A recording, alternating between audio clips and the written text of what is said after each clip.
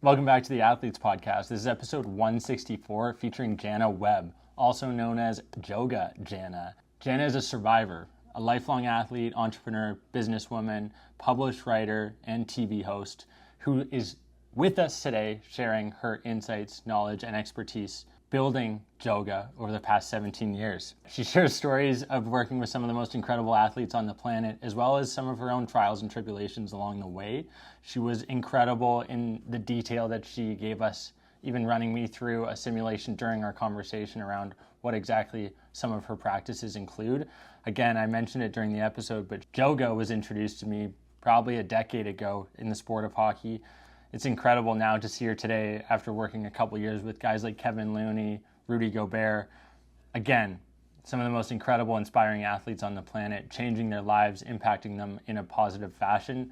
Now she's out there building apps, online curriculums. I can't wait to see what the next 10 years have in store for Jana. Fitness entrepreneur, former professional dancer, and founder of Joga, a unique movement system that combines yoga and athletic movements.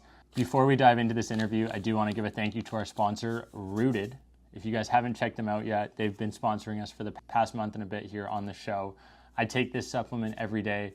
It's a multivitamin in a quick and easy packet form that you can use on the go. Gets you your hydration with 3 times the electrolytes of other sports drinks, as well as 24 vitamins and minerals and 9 superfoods. You can't get this anywhere else on the market. Best bang for your buck. Give it a try. Go to rooted.com and enter the code AP18. That's AP18 to get 18% off. Let me know what you think. Also, before we get to Jana's episode, I do want to make sure you're all aware of our gentleman's agreement, where we ask that you hit the subscribe button for watching this content. We do it for free, simply to put out the best content there, here to educate, entertain, and inspire the next generation of athletes. YouTube, I need you to hit the subscribe button right here. If you're listening on Apple, Spotify, hopefully you're subscribed. If you're not, hit that button. We appreciate it. Let's get into episode 164 featuring Jana Webb. Here we go.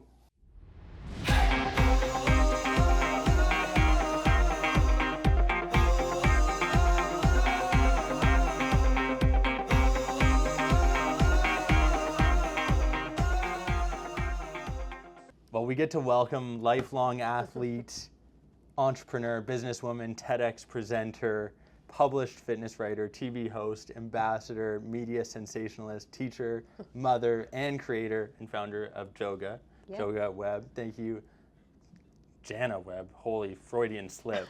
Jana Webb, thank you for coming on the Athletes Podcast. Course. I appreciate you meeting us in Toronto here at the DMZ. What was it like finding parking here in Toronto? Yeah, it's like, so let's start with that. I didn't realize I was coming to Dundas Square, first of all. I know, hey. It's crazy. I saw a few, interesting characters in the stairwell up here, and I was like, oh, this is where I'm at. We're downtown Toronto. Hey, we got to come to where the people are. Yes. And sometimes some of the people maybe aren't as podcast worthy, but you are. So that's why we're chatting today. Can you maybe just start off by sharing who you are, your experience, how you got into the health, fitness, wellness space, and then now have become an influencer on the web building Joga? Yeah, so I think, I always say everything that's happened in my life has literally been by accident. I didn't have this plan. In fact, I started in marketing. That was kind of my first career. And then I worked in film and television, and throughout all of these different pieces of my past, I was introduced to yoga to rehab an injury from years ago. And it was through my performance coach here for singing, actually in Toronto, when I went to Randolph Academy. So okay. I went to school here to learn how to sing and dance and act and do all that, because growing up I was an athlete and I wasn't allowed to do all those things, but that's what I really thought I should be doing, even though I have zero talent. But I thought I'd give it the good old college try. Yeah. So I came out here to Toronto. That's what brought me out here. Okay. And then I started to do yoga with my singing coach. And so she's the one who introduced it to me. And to be fair, at that time, the things that she was doing with me made me feel better. So I was doing physio and chiro and all these things, and I was like, what is this? And she's like, it's yoga. I was like, this is awesome. And so I started to go to yoga classes. Okay. And to be honest, I was that typical athlete trying to do yoga, which meant I was being competitive. I was doing things that my body had no business doing. And it became like this love-hate relationship. I went because the breathing and the mental piece of it felt really good for my body. But the positions themselves, I kept hurting myself. Oh. Yeah, I kept hurting because I was doing things that the teacher was doing that I necessarily maybe shouldn't have been doing. But I'm an athlete, so I'm like, if she's doing it, I'm doing it. Yeah, it's the mentality. That's you have the to go mentality. for it. And so that's where it all started. And then I became curious. I have a marketing background, and I was like, why isn't there anything out there for bodies like mine? And so that's where my quest started from. I was like, there has to be a bridge between sports and yoga, and that's kind of what I've spent the last 17 years figuring out. Crazy. Yeah. It's wild whirlwind experience, because I, before we started recording, mentioned the fact that I was introduced to Joga probably 10, 15 years ago through my minor hockey association in Semiahmoo, and it was probably one of your instructors that was educating us, and that was my first experience eye-opening to yoga on its own. And I was 12, 13, 14, so I can't really say that it was life-changing in that moment, but I was definitely more open to trying yoga again a couple of years ago because of your program. Amazing. So it was a whirlwind experience for me to now be able to feature you on the show and share your story, because it's crazy. You've got this incredible background, you've built up this brand for the past 17 years. What's been the most difficult part for you? Because I'm sure it's come with some trials and tribulations. Yeah, I think, the most challenging part is differentiating what's different from yoga from Joga, because people automatically put it in a yoga bucket, and it really doesn't live in the yoga space. We live in the sports space. And so even just from a brand identifier, that's probably been the biggest work that I've had to do is create awareness around how we're different. Not saying that yoga is bad or yoga is anything. That's where I started. Right. But it's not necessarily conducive to what athletes need and how they train. And then the second piece of that is we're not trying to make athletes yogis. We're trying to make athletes better. And so we're not fitting an athlete into a yoga position or a body. We're taking everything about yoga that's amazing, the breathing, the relaxation, making it make sense in terms of science. But then the positions of Joga don't look anything like yoga. It's all based on biomechanics, and it's just more sports focused. And in terms of the culture, we speak to the athlete in ways that they understand information. Right. Because I can imagine it's very difficult to introduce a big football or basketball player. They're like, yo, come do yoga. Yeah. Maybe a little hesitation, but if you say, hey, it's Joga and it's for athletes specifically, they're probably more willing. They are. And, then the job is to get them to buy into it. And so, I've created the whole program based on structure, challenge, and results, because that's how an athlete's mindset. So, and you know this because you're a hockey player, sports organizations very much run their businesses very militant, right? You have uniform, everything, your lines, your skills, your drills, and structure, results. You have to create results, and athletes need to be challenged, because if they don't feel challenged physically, they're kinesthetic learners. So I need to make them feel impact in their body, like that very first session. There's a fine line. Athletes also like to be good at what they're doing because they're used to being good at what they're doing. No doubt. So there's a bit of trial and error there, in that I need to make them feel successful, but I also need to make them feel challenged so they're interested in doing the next session. So how, and I'm assuming this just comes from experience working with a ton of athletes, that you get to now refine your program so that you're launching an app and an online curriculum? Yeah. So created the app, honestly, just to get to more athletes, because let's face it, not every athlete, especially a college athlete or youth athlete, could afford a private, session. For sure. And sometimes even just logistics, right? COVID taught us that we can work out anywhere, anytime, which is great for us, because all you need for our program is your body. And so you can do it anywhere and anytime. And so created the app, and for the first time ever launched sports-specific programs. So before Joga was Joga, and we have 17 different programs, but this is now, we've got Joga hockey, Joga basketball, Joga football, and really this is my life's work. This is being out there with pro athletes in all of those different leagues, and really making the program specific not only to their sport, but in terms of how they train in the weight room, what they do off season. So I would say no other I won't say no, but it would be hard to compete with our product because I've been doing this for so many years, Right. and this is all we do. It's not like I'm at a yoga studio teaching a yoga class tomorrow. It's like I'm in a facility or I'm working with an athlete every single day, taking information, surrounding myself with their strength and conditioning coaches, learning from their skills and drills, talking with the head coach, so our vocabulary, like everything makes sense for the athlete, right? It all goes back to the athlete. And at the end of the day, like really what we're trying to do is create this ecosystem of wellness for the athlete. Because we care about their emotional well-being. And I have two brothers that played hockey, and you know what they dealt with in the WHL back in those days, like it's affected them in their entire life, right? And so I want to be able to empower these young athletes and give them tools to manage stress, be aware of their the mental piece that goes along with being a sport. Sure. Have confidence for themselves so they can speak up. You know, like there's many layers to the program, right? But And I think that's like I'm so grateful to hear you say that, because most people now, they're like, okay, quick and easy, how am I going to create an app, make money off of it right away? And you know, you've gone the extra mile with it, and you're ensuring that every athlete knows exactly what they're doing. It's sport specific. It's catered to their emotional well-being as well, showcasing those benefits. Is there a specific athlete that you love working with? I'm curious. Yes. Okay. And it's been in this year, and I'm happy to say it because it's my most proud moment in my career. And it's an NBA player, and it's public. It's on our website, and it's on NBC. Like, I feel fine saying this out loud, but his name's Kevon Looney, and he plays for Golden State Warriors. And you know, we started working with him May 2 years ago, and you know, his goal that year, he's like, I want to play. He had never played a full season because he's always been injured. He's had a couple surgeries, etc. And so his goal was to play 82 games last season. So we trained him every single game day.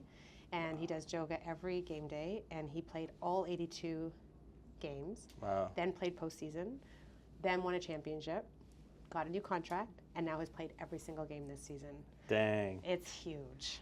That's not often that you can almost directly attribute the work that you are doing to the results. Yes, exactly. Wow. Yeah, and then that, and we all, you know, and he's changed his, you know, it's changed his diet. There's lots of other pieces of it, but definitely we were a huge piece of that.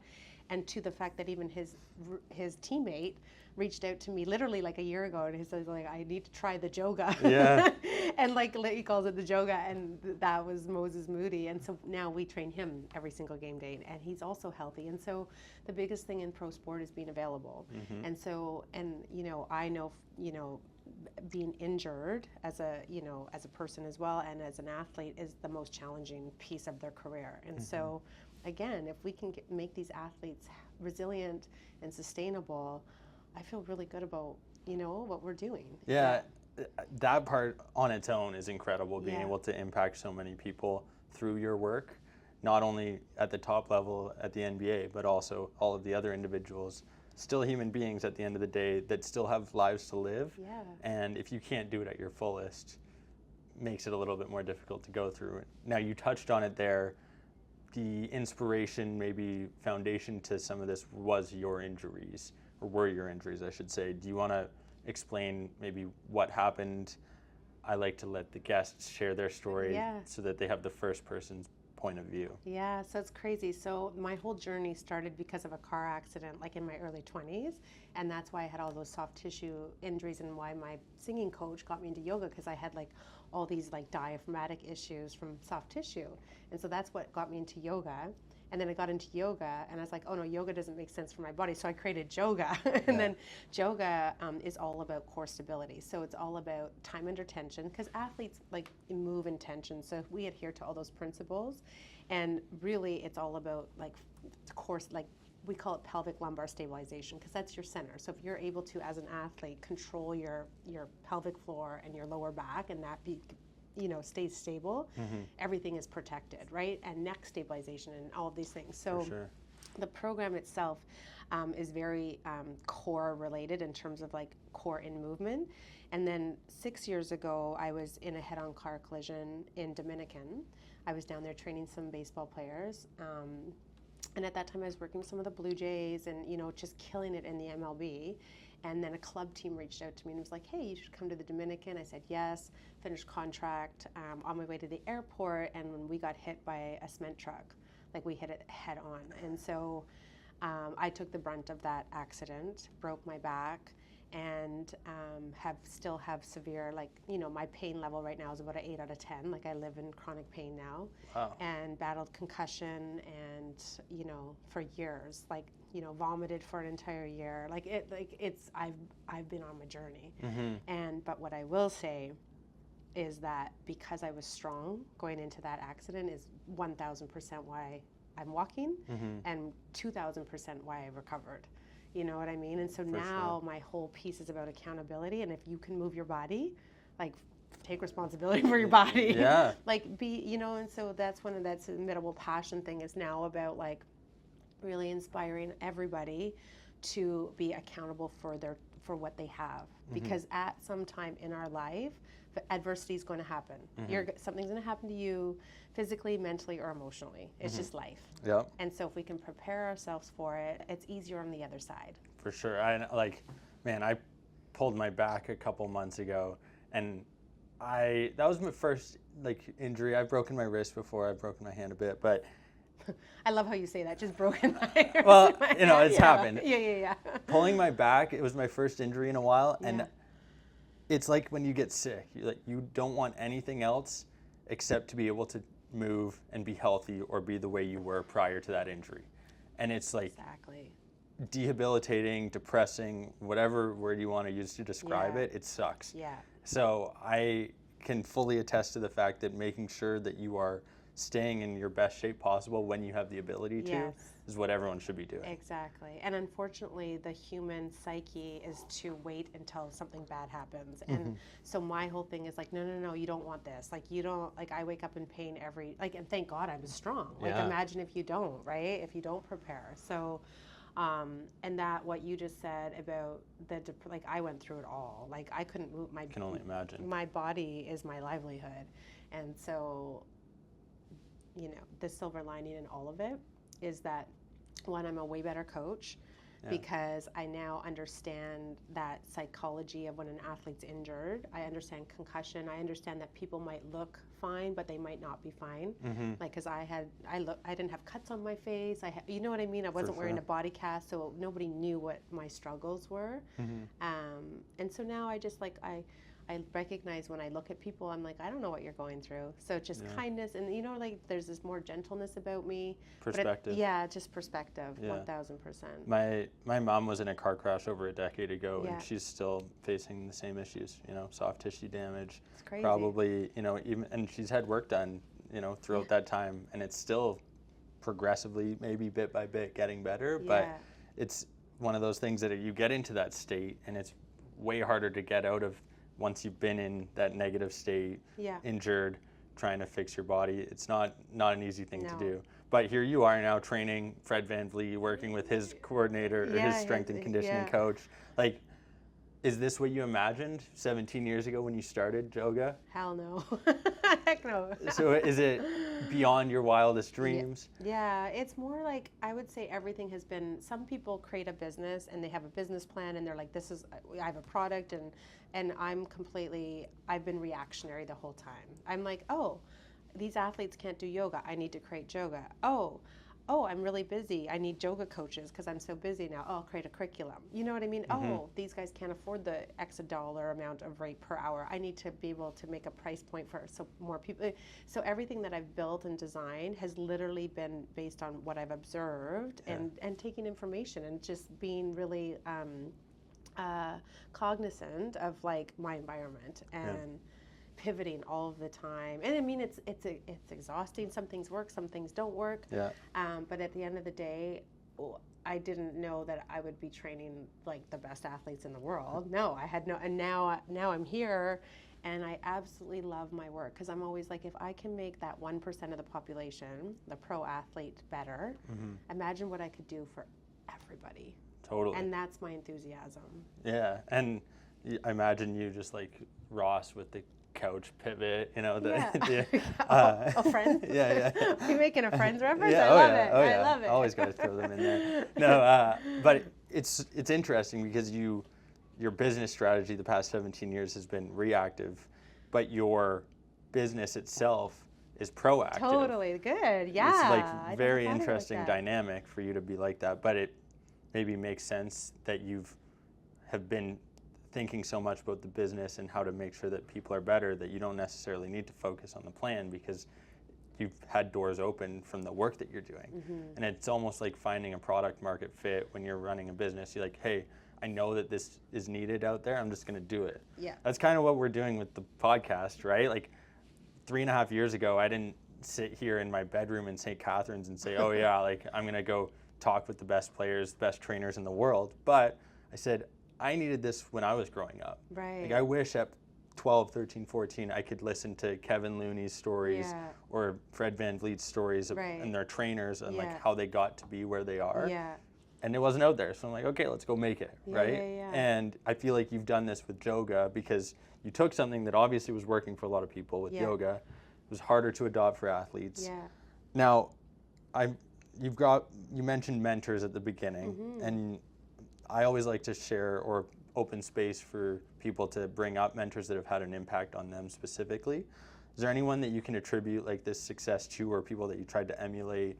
You saw them building businesses, you're like, oh, I could do this, maybe take a piece from what they've done. Are there people that stand out or come to mind? Yeah, for sure. So the first person is Bruce Croxon. So he was one of the Dragons Den here, and he created a product called Lava Life back in the day, like first online dating thing. And at the beginning when I was trying to like scale my business and give these Joga coaches a business opportunity, I was like, oh, I need a licensing model. Like I need, and so I literally, I think 10 years ago, reached out to him on LinkedIn and I was like, hey, can we have a coffee? And he's like, sure.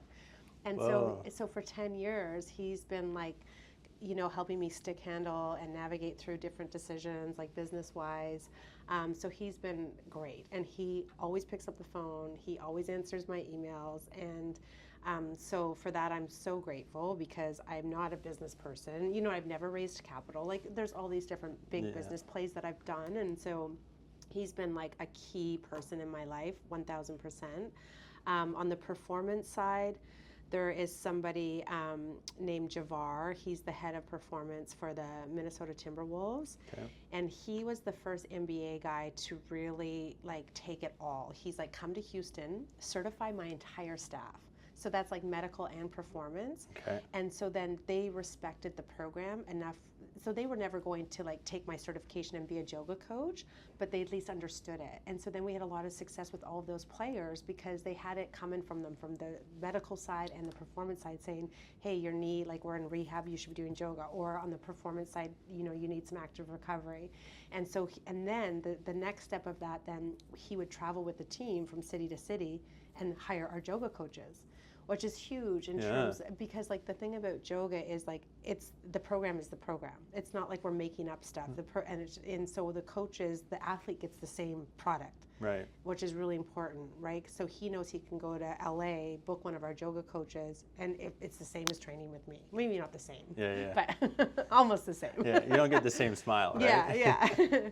So those have been two like great role models for me. Yeah, we'll have to get Bruce's number afterwards. Yeah, of course. Yeah. No, I'm curious, like, what advice would you give to someone who's entering the fitness space or the entrepreneurial space that wants to pursue this entrepreneurship journey, overwhelming space that there is in fitness now as it continues to grow? Like, what advice would you give to those individuals? I would say be authentic and create your own thing, because it's so easy to, and I used to get like paranoid about this. Like I used to have different yoga teachers come to my class and just rip off my thing and call it like yoga flow. And I was like, that's my design. Like I sat on my mat for 2 years and created this. Like I just didn't like come up with this. It was my work from my brain, from me watching sports and taking the biomechanic application. Like I created it. You know what I mean? Whereas some people like say they create something, but they literally are just borrowing other people's IP. And so what I will say about that is there won't be sustainability because it did not come from your brain. And so if you are going to be a creator of something, you need to create it. Yeah. Be inspired. You can get inspired from different people's, intellectual property or systems or whatever, but in the fitness space, you'll get eat up because if you're not the person who did it, people can see right through that. So that would be my first thing. And the second thing is find a niche. Like I found athletes, so it's really easy to say yes or no because it's overwhelming. If you try to be everything, like if you're trying to train moms and train kids and train athletes and, so I would think being very specific on who it is that you like to, and then the last piece is like who you actually like to work with. Yeah. Right. So for me, I opened up a yoga studio, and as much as I like, okay, I really don't care how your ass looks or if you have a six pack. Like I really don't. Like that's not my thing. Yeah. I care about if you have toe extension and your hips are mobile and you have proprioception. So like you have to know who cater to your audience. Yeah, like and who brings it out in you too, right? And so for me, athletes is my jam, and so you need to figure that out too. So those three things I would say. I love that. Yeah. Athletes, making sure you're just working with your niche more than anything. Yeah. That's what I'm getting out of that. And find and sometimes it takes some discovery though. Like I think you got to try it all. Got to taste things. You got and then you're like, oh, this is actually what gets me out of bed. Like this is what doesn't feel like work. Right. Yeah, and that's a testament for you being able to do it for 17 years, not getting burnt out. Yeah. Now creating this app, like what's been the hardest part about that process? So for me, it's like creating the content. Like I have so much in my brain, and so to get what's in my brain out into a piece of content that is available for the world is the hardest part. Okay. And then I created a curriculum too recently, so that's like even next layer because it's not only the Joga program, but it's all of the manual, like it's the whole learning behind it. So it's been a project and a half, but now, and I was like, it doesn't have to be perfect. I'm a perfectionist as well. Okay. So that's the other part. I had to let go of this idea that it needed to be perfect. It just needed to get out there. Right. It needed to get out of my mouth and into something so other people can learn it, because if my true intention is to make global impact, the more people that do the program, the more people that coach the program, and I'm teaching people to be better overall in the world, then that's what I got to do. Yeah. It's I'm seeing a lot of similarities because for the first 163 episodes of this podcast, I was not good, right? And we're getting better every time, hopefully, right? If not, I'm doing something wrong. But it's you have to put that out there, see what people like, see what people don't like, get feedback on it. Like you wouldn't have Kevon Looney changing the past 2 years of his life if it wasn't for the work you've done. Right. But there's 15 years of foundation prior to that occurring. Yes. And hundreds, if not thousands, of athletes being impacted prior to that. Yeah. Now, I asked it before, but I'll rephrase it. Are there specific athletes that you like working with more than others, i.e. football versus basketball, lacrosse, hockey? Yeah, great question. So I started in hockey because I know hockey. My brothers played, and I played ringette growing up. So for me, the culture of it made sense. I could speak to athletes about their big toe and stick mechanics. You know what I mean? Because I was around it my whole life and sat on the bus with my brothers. So I also know how they are, you know? And so it was really easy to climatize to that culture. But then my first big opportunity in pro sport was football. And have I ever been hit by a linebacker? No. And so I didn't, I got hit by a car. But so that might be a little harder actually, but. But I had to have, I had to do, and I loved the football culture. And then the opportunity came up for MLB, and then I immersed myself in that and went to Dominican and traveled with some of the players and went to spring training. It's that's a cool culture. I love baseball. Yeah. And then, then the accident happened, and then I got an opportunity in the NBA, and that's where I'm at right now. And I'm learning everything about the NBA, and I'm working with 9 different teams, and and all different capacities. Sometimes it's the athlete, it's the it's of course I say yes to any work that I possibly can, but the biggest piece in all of these different sports has been understanding the ecosystem of each sport and the culture of each sport. And then my work is the actual the biomechanics. I've had to I watch sports every single day. I'm not watching Outlander. Well, sometimes I am after I watch the game, but literally I have the games on and I'm doing my job. And because if I'm going to train an athlete the next day, I need to see how they're moving. how their mental game, like all of it, and that's what makes my work even, I think, better and more like precise. So you would have loved that Netflix series, The 100 Fittest, or whatever that one was called. What was that one? Oh, I don't even know that one. Oh, it was like Squid Games, but for fit people. Oh, the physical. I just saw that. Yeah. I haven't watched it yet. Oh, I feel we'll have to get your feedback on that one okay. afterwards. I feel like it was 100 mixed athletes. Spencer says it's good here. Yeah, okay. I don't know. There's like bodybuilders, there's CrossFitters, there's gymnasts. There's anything there. Influencers. Oh, okay. So I would have got my ass kicked, but Yeah.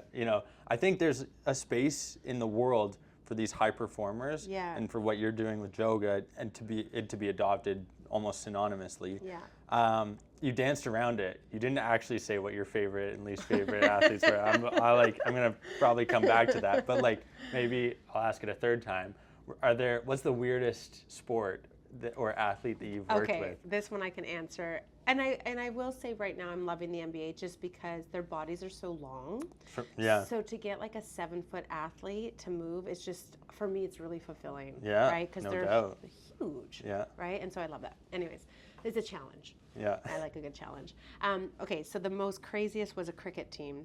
The Canadian national cricket team. Okay. Canada, known for our cricket abilities. Yeah, exactly. So I show up at this facility and they're all smoking. I was like, oh.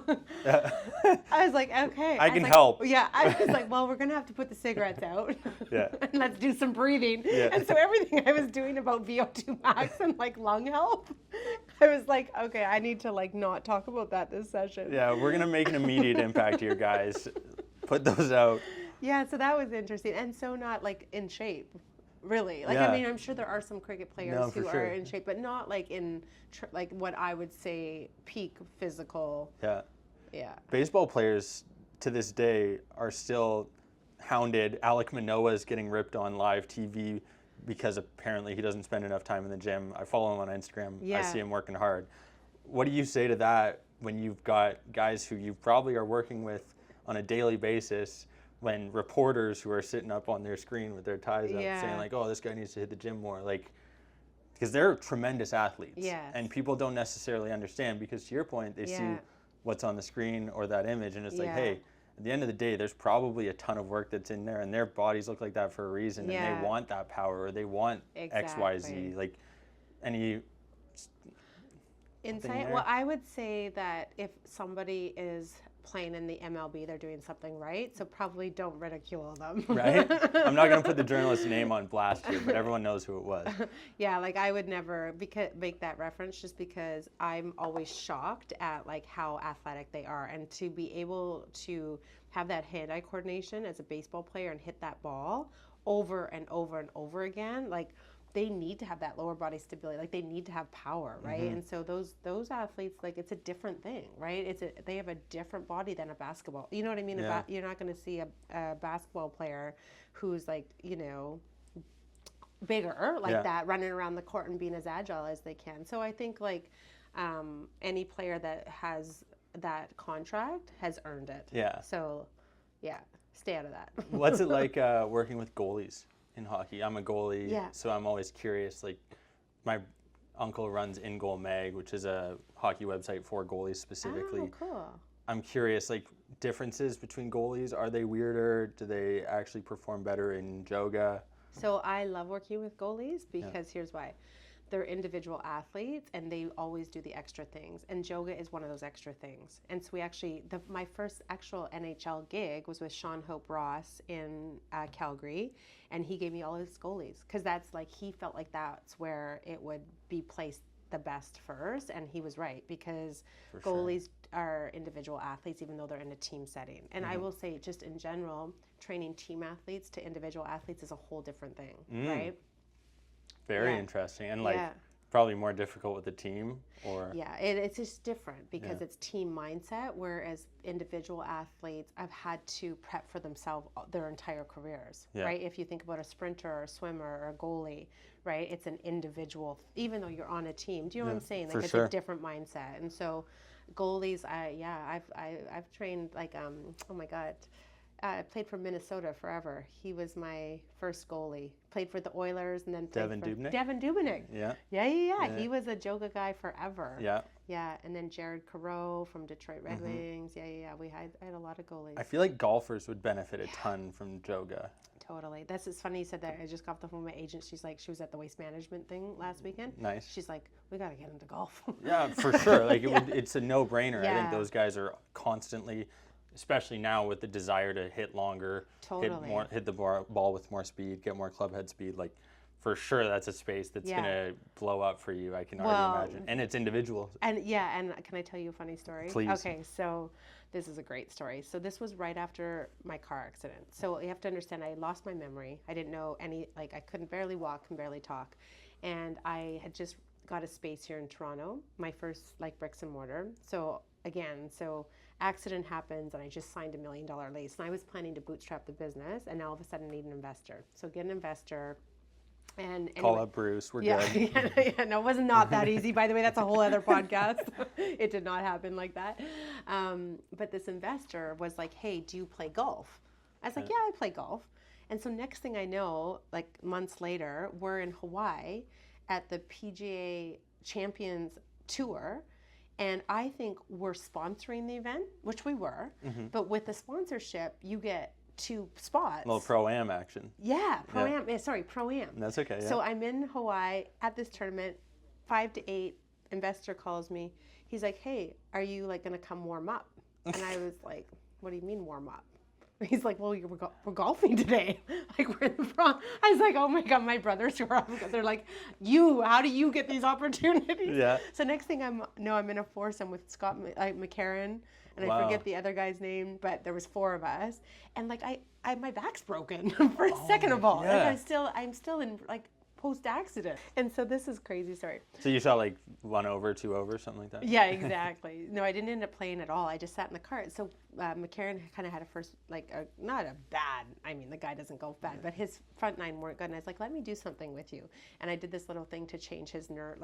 I do this eye exercise just to access different parts of the brain. So I'm we're in the cart, and I'm like, "Do, follow my finger." He shoots a birdie on the next hole, and he's like, "Joga, you're coming with me." So I went in the cart with him. I think he ended up winning the tournament as well. No way. We got to find that out. Yeah, I need to find that out. But so that was my first opportunity working with a golfer. And I was like, even back then, I was like, "Oh, there's something here." I just haven't had time to pursue it. But definitely it's in my trajectory. I feel like now after this, we're going to have some golfers hit me up. It's on my app, Joga for Golfers. It's coming. There's a couple of people we can introduce you to for sure. Perfect. So this eye thing, is that something you can do to me right now? Yeah. Okay, I feel like this is something that people would probably enjoy. If they're not watching on YouTube, they should watch on YouTube. Hit that subscribe button. The podcast listeners, I'll try and discuss what you're doing. So first thing is where your head is over your spine is really important. So you're gonna actually make a double chin, and that's gonna open up this vertebral artery first of all in the back. Already got a crack. Feels good. Good. Now what you're gonna do is just track my finger. Okay, so you're gonna look at my finger, and then you're gonna follow it up and down. Try not to move your head though. So just your eyeballs. There you go. You're a goalie. See, you're good at this. Okay, pause. Now go. Okay, so yeah, you're so relaxed. Now what? Okay, so a couple things. So we did the up and down. So your 10th cranial nerve, which is your vagal nerve, it runs through, we do breathing with this as well. So it runs through your abdominal wall, through your spine, through your eyeballs, and then connects to the 10th cranial nerve, which is for vagal tone. So one is for relaxation. So in a state of stress, you can just look up and down, calm your nervous system. The second thing it does is it actually stretches the dura of your brain, right? And if you think about it, our eyes are doing stuff all day long. We're on our phones, we're driving, taking in all information. Nobody stretches their eyeballs. And then the third piece is it actually activates that cognitive part of your brain. So those days where you wake up, you feel, and I've learned this from my concussion rehab as well, you feel foggy or you can't get your SHIT together, you can just do this exercise. I swear. Yeah, dude, I love it. Up and down, you can activate, that cognitive piece of your brain. So that was what we did right there. Okay, I feel activated. Do you? Good. Yeah, good. And then the next piece is the REM. So when you move your eyes from side to side, you're basically duplicating that REM sleep pattern. So it's another way to calm your nervous system down. Whoa. Yeah. Okay. Yeah. So then you're doing two things at once, right? You're Okay. staying activated while staying calm, and then we do that with the breath as well. Yeah. So now I would be in a better state to then perform afterwards. Well, and for athletes, it's all hand-eye. Yeah. And so I was like, dude, if we're not training your eyeballs, what are we doing? Yeah. It's the first thing you do as an athlete is look at something. And so in Joga, we very much separate the eyeballs from the skull. So everything starts with the eye movement, and then the skeletal system follows. Wow. Yeah. That's crazy. So I'm like trying to wrap my head around it. So if I'm an athlete, I'm looking to get better. Yeah. I reach out to you, someone from your team. Yeah. They're going to come in, be able to provide me with solutions if it's not something that I want to do on the app. Yeah, of course. Yeah, and then I'm curious, like long-term vision, like was there, I know you maybe said you've been reactive with your business plan so far, but it seems like you got plans in mind and like maybe towards global domination from Joga at some point. Yes. You want to share a bit about that? Yeah. So raising capital right now to actually like do what it is that I want to do, which is get this program into more bodies. And so to do that, now that the app is launched and the curriculum is launched, you need marketing dollars, and these days it's all about content. So I'm raising capital for that, but strategic capital. I'm hoping to get a few athletes to invest, and it's just a great story. And then that showcases to the world like that they're believers, right? Yeah. Because everything that I've built's been authentic, and so it needs to be authentic, and so that's the goal. And then to launch in different countries, like I want to launch in Australia, I want to launch in South Africa. For now, where there's like everything that we're doing is English speaking, and then hopefully eventually being able to translate the manual into like all different languages. Very cool. Yeah. I feel like if you ask ChatGPT, it might be able to do that. Really? Potentially. Is that like artificial intelligence? Yeah. I know, it's crazy. Maybe I wait a year and it can do that for me. It might be able to help you right now, legit. Well, Wow. we can also talk about that after. I feel like, okay, so question. How many games did Kevon Looney play prior to you starting to work with him? I don't even think he played ever a whole season. So whatever that amount is, percentage, he should be willing to put it into your business right away, automatically. I would hope so. Yeah, he should attribute that. Yeah. And I'm sure there's a couple other guys on the Golden State Warriors you could ask too, who are doing all right. Yes.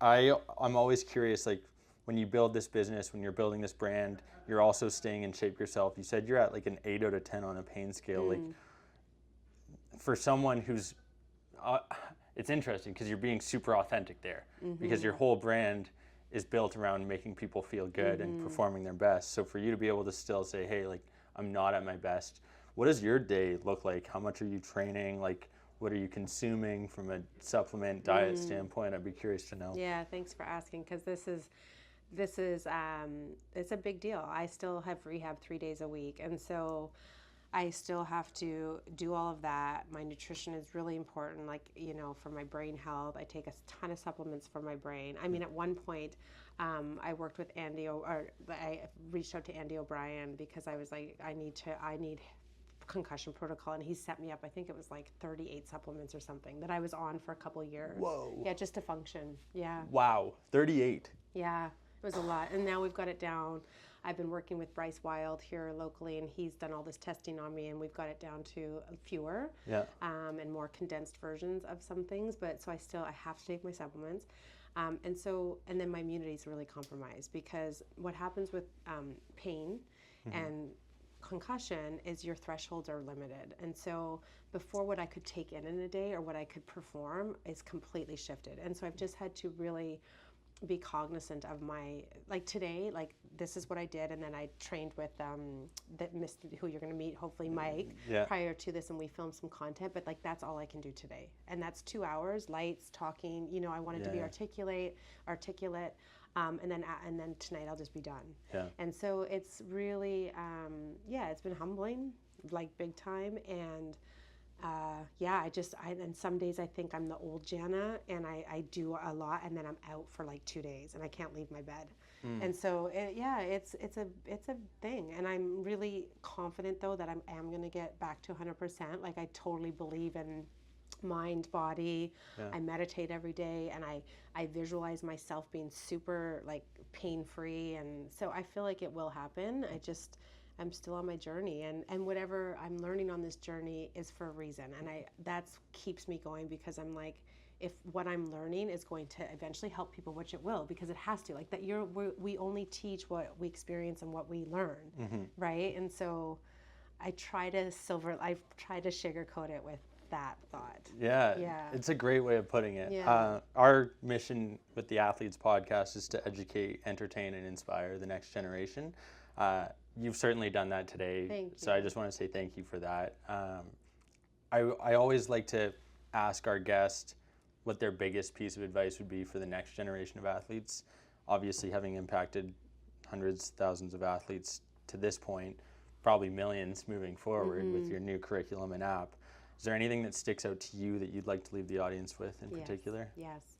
It is about empowering yourself. So I would say to the young athlete that this is what your tools are, your physical, mental, and emotional body. And so really do everything you can to finesse your tool and become cognizant, aware, and mindful, because it will not only help you as an athlete perform, because we know what makes us feel good, right? But then hopefully it will help them, manage all the different challenges that have to do with being an athlete, which is making tough decisions and, moving through life with a lot of pressure and eyeballs on you. And so I would say, like, invest in learning about yourself to the best that you can at the youngest age that you possibly can. So true. Jordan Shallow had a similar thought process. He's the chiropractor for House of Athlete, and he said something similar at the end, and it hits home very nicely, because at the end of the day, you don't know how good you're supposed to feel until you get to that point. Yeah. And for you, that's something that you felt. Now you're trying to get back to that point, and you're helping so many do that. I can't thank you enough for doing what you're doing. Where can people find you on social media so that they can continue to follow along your journey, get better themselves, improve? So Joga Jana is my personal handle, and then Joga_world is the brand. That's for that global domination part. Thank you so much for coming on. Appreciate it. Oh, yeah, we fist bump. Here, go. The old awkward one. Paper, scissors, rock. Great way to end it. Thanks so much. That was fun. Thank you, folks, for tuning into the 164th episode of the Athletes Podcast featuring Jana Webb. Big shout out goes to her for coming to Toronto here, filming at the DMZ. Big shout out goes to the DMZ as well. Just another great episode. I'd love for you to leave a comment down below with your favorite piece of content that she shared during this conversation. I loved hearing about some of the work she's doing with Fred Van Vliet, his trainer. It's incredible to see the progress that she's made over the past 17 years. Again, I mentioned it before, but the next decade is going to be incredibly powerful for her. We can't wait to be along for the journey, showcasing these incredible athletes, coaches, high performers on a daily basis. Weekly basis, I should say, with the Athletes Podcast. Again, shout out to Rooted for our sponsor this episode, as well as Jordan Maslin, our app and website developer, and Phoenix Wayland, who's our producer and editor. Thank you, folks, for tuning in to another episode of the Athletes Podcast. I hope you have a great rest of your day, and we'll see you next week.